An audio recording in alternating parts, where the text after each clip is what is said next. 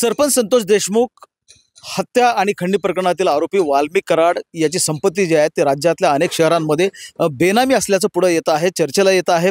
जर लक्षात घेतलं तर ज्योती जाधव या ज्या त्यांच्या रिलेटिव्ह आहेत असं सांगण्यात येतं, त्यांच्या नावावर अनेक ठिकाणी संपत्ती येत आहे। आमदार सुरेश धस यांनी दावा केलेला आहे किंवा तसा आरोप केलेला आहे की लातूरमध्ये देखील वाल्मिक कराड यांचा 8 कोटींचा बंगला आहे। शोध घेतला गेला तेव्हा जुना औसा रोड भागामध्ये हाच तो बंगला आहे ज्याची किंमत 5 ते 6 कोटी रुपये सांगितली जाते आहे आणि हा 2023 मध्ये खुली जागा घेऊन त्यावर बांधकाम करण्यात आलेलं आहे। गेल्या 1 महिन्यांपासून जर लक्षात घेतलं तर हे बांधकाम पूर्णपणे ठप्प असल्याचं शेजारी सांगतायत।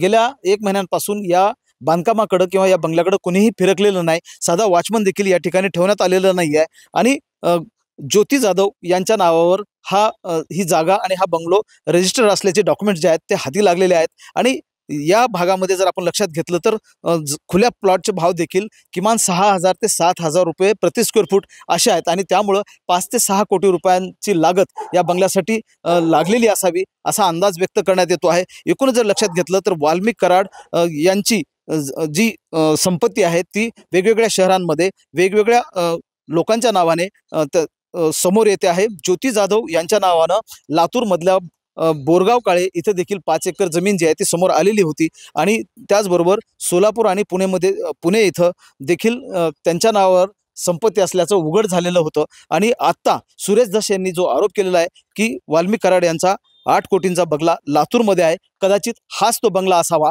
मात्र त्याचं रजिस्ट्रेशन ज्योती जाधव यांच्या नावावर आहे। महेंद्र जोंधळे, TVN मराठी, लातूर।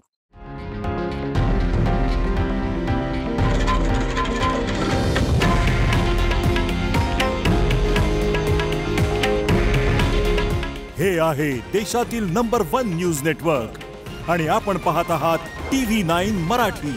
काळजी तुमची, हित महाराष्ट्राचं।